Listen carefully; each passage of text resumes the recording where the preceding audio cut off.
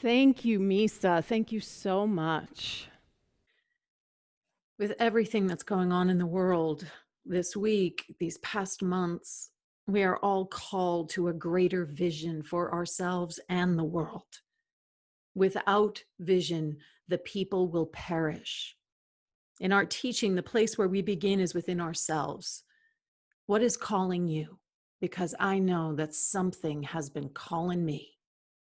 16 years ago, I felt a similar call. I was a professional actor at the time.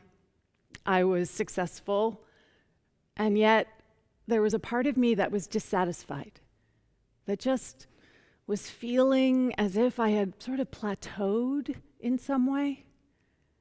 And so I was asking in my meditation. I was pre-unity, so I didn't know to really look within. I was looking out there for an answer, but I kept asking, what's next? What's next? And I caught a vision. I caught a vision of myself wearing ministerial robes, believe it or not, 16 years ago. And you know what my first thought was as I came out of that meditation? It was, I'm going to play a minister on TV. I was so enmeshed in my current reality that even though I got such a clear indicator of what was next for me, I couldn't embrace it. I couldn't accept it. Albert Einstein has famously said that no problem can be solved from the same level of consciousness that created it. It's almost as if we expect the rational mind to figure it out. We want whatever it is next to be clear and coherent and something that we can see and touch. We want to be able to know exactly what it is. But the thing is that we are limiting ourselves by the level of consciousness that we're currently living at. What we can imagine is limited by what it is that we're already living. So I could not even begin to imagine 16 years ago that I would be a unity minister. That was so far out of the realm of where I was living. In The Untethered Soul, which we've been reading, and it's such a fabulous book, Michael Singer talks about this. He talks about the fact that I am not my thoughts, I am not my emotions, I am the divine self that is back of it all. And yet, it's so easy to forget that. It's so easy to forget that there is within me, that there is within you. Everything that you are seeking is available and accessible. And that book is looking at how we focus so much on our small self, on our small personality, that we miss out on the larger self. So this quote was offered during my group by one of the members of the group, and it sums up the paradox of our being these spiritual beings, and yet we're having a human experience. It is also by Albert Einstein. He seems to be the quote person of the day. The intuitive mind is a sacred gift, and the rational mind is a faithful servant. We have created a society that honors the servant and has forgotten the gift. Created a space where we are honoring the servant. We're honoring this rational, logical need to know rather than that intuitive mind, the divine self. And so what Albert Einstein and Michael Singer and all the great teachers are asking, inviting us into, is this space of integration, where our divine self and the part of us that is actually living in this world, in time and space, are able to be integrated, the wholeness that we are. Are you able to access your wholeness? Because what that invites you into is to let go of the rational mind. It means that we are listening from, listening to the divinity that we are. We are opening ourselves up to that which is even beyond our imaginings. We're opening ourselves up to this divine idea. Now, divine ideas are powerful things. Divine ideas are the foundation upon which everything operates. And what they are essentially is a message of truth. Metaphysically, divine ideas show up often in the Judeo-Christian scriptures as angels, the voice of God, speaking in ways that we can understand. And unfortunately, what happens so often when the angels decide to speak, when we actually are listening to the divinity that we are, is that we get afraid. We get afraid of the power and the awesomeness and the majesty and the infinite potential. We get so scared. This isn't something outside of you. This is your divine self seeking to express itself through you, the all of you. And that includes your personality. That includes who you are in time and in space. There is no separation. There is only one power, one presence. So out of all of this infinite potential that is available to us, what is yours to express will rise in your awareness. If you're willing to see into the unseen, if you are willing to hear beyond what is so loud right now that is drowning out any other form of possibility. And this is a nonlinear process. This is a process that invites us into catching glimpses. It's the intuitive mind, as Albert Einstein called it so powerfully. And one of the ways that I like to hold the image of how this communication with ourself actually happens is by looking at the idea of a mosaic. So perhaps as you're listening, you catch a very small piece, you catch a something, and it doesn't really make sense in the larger context. It doesn't really make sense in and of its own, but as you keep listening, as you keep practicing, as you keep opening, you get more pieces that still don't necessarily make a whole lot of sense. And you keep practicing, and then there's another piece, and things are starting to appear as if something's happening, and the rational mind still can't quite get a handle on it. And you keep listening even more until finally, there is something there that your rational mind can grasp, that it can hold on to. I like to think of this as cracking the divine code. And actually what we're really doing is cracking our limited understanding of our divine potential. We are creating and facilitating new ways to communicate with the wholeness that we are.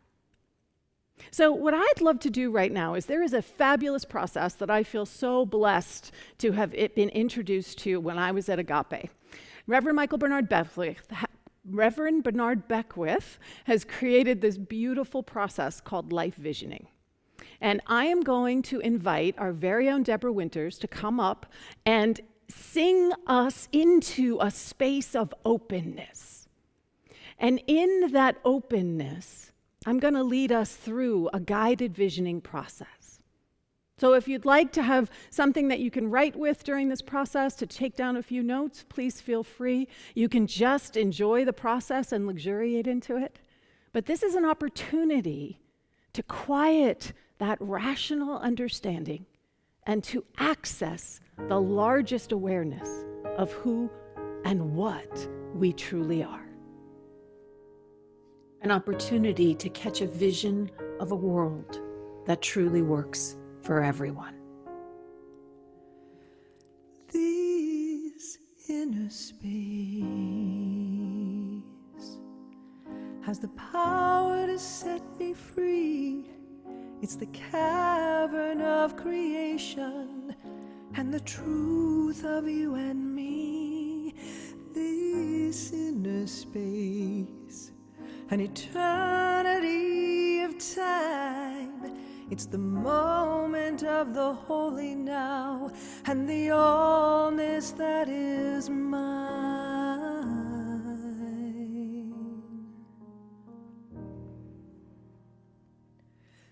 This inner space contains all that I need.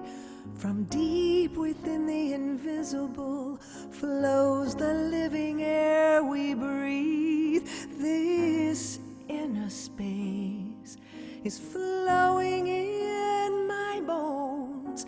It stirs my heart, it stirs my mind, and every prayer I've ever known.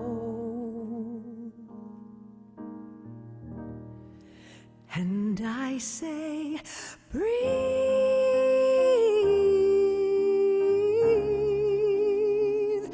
just breathe.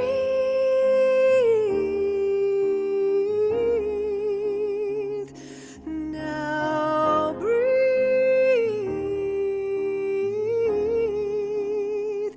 this peace.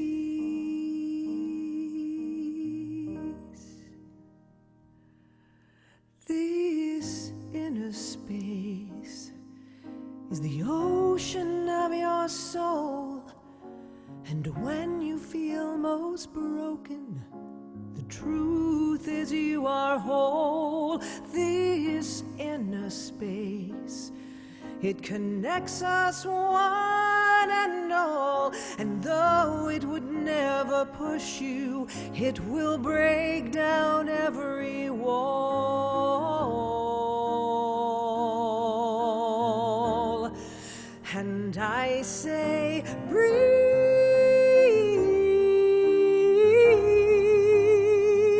now breathe,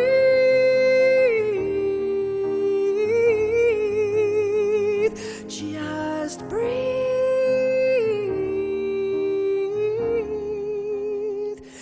this peace.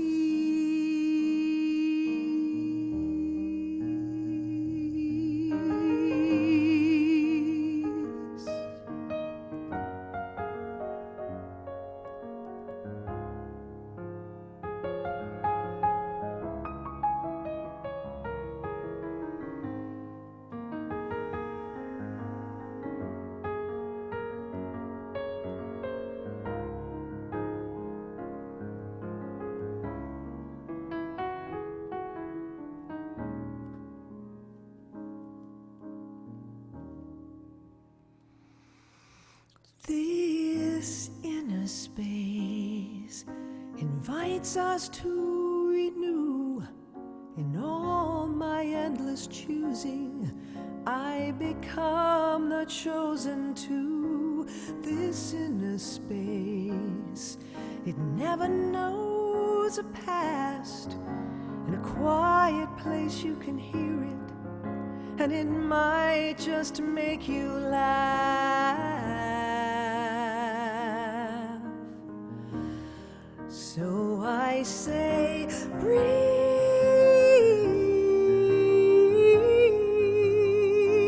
now breathe,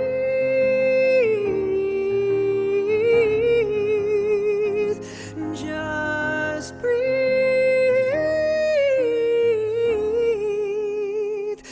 this peace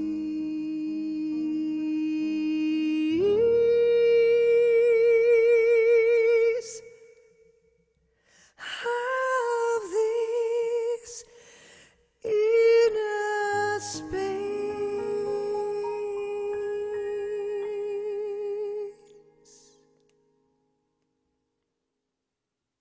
this inner space. This inner space that is love, that is grace, that is joy. We're just anchoring this spaciousness, allowing ourselves to open more fully, more powerfully into the love that is, the love that I am, the love that you are, the love that is everywhere present. And it is from this awareness of love everywhere present, it is from this anchored space inner space, that we invite this question: what is the divine idea for my life? Just opening ourselves up into the love, into the infinite possibility, quieting the mind. What is the divine idea for my life? What does it look like? What does it feel like? Maybe there's a color or a texture or a smell. Maybe there is this feeling tone that comes along with this divine idea, a word, a phrase, a song. What is the divine idea of my life?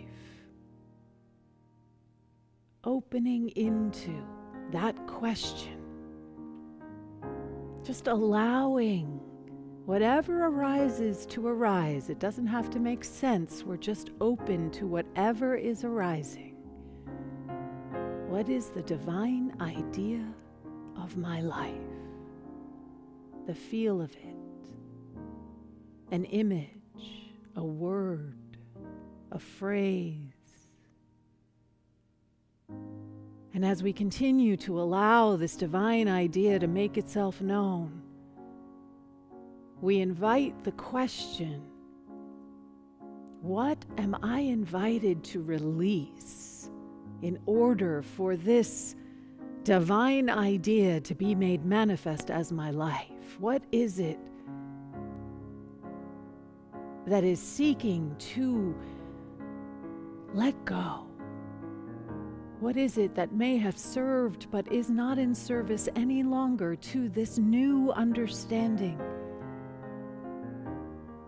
What am I invited to release in order for this divine idea to become manifest?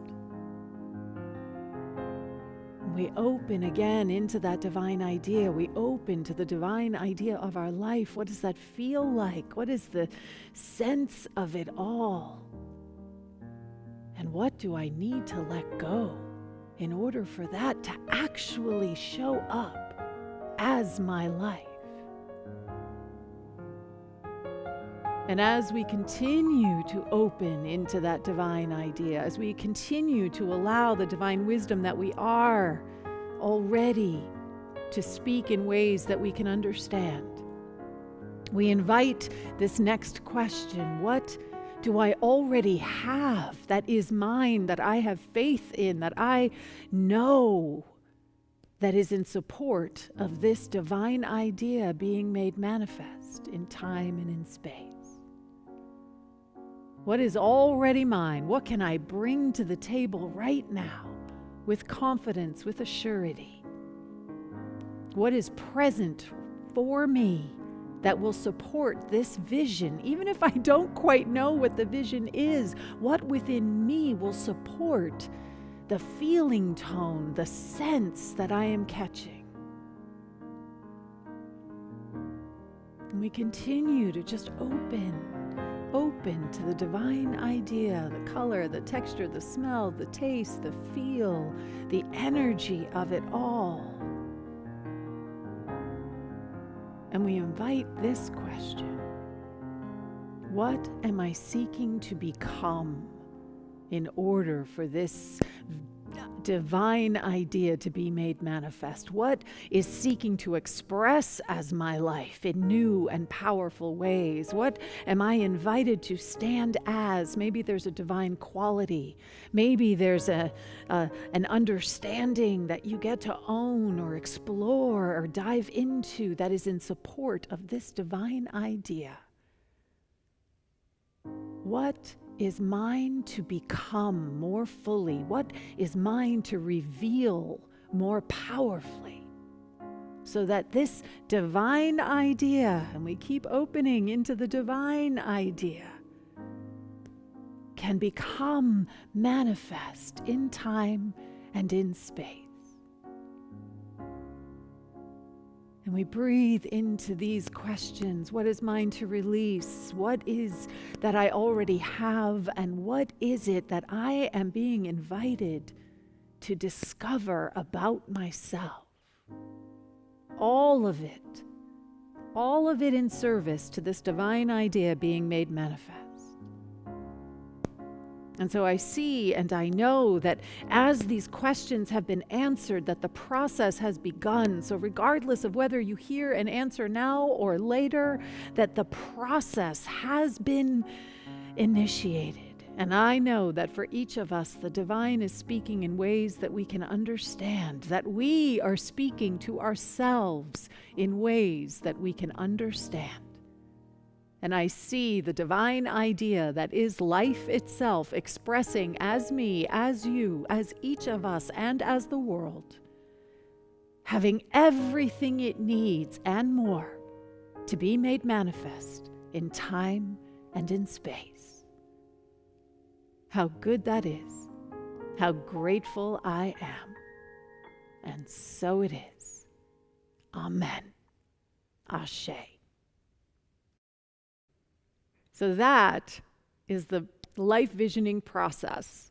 And it is a process. It is not a one and done. It is a process that you continually come back to. But that the divine idea for your life, that mosaic that is seeking to emerge and speak as you, has a way of communicating with that rational mind. And we need the rational mind. That is part of how we get to manifest it in time and in space.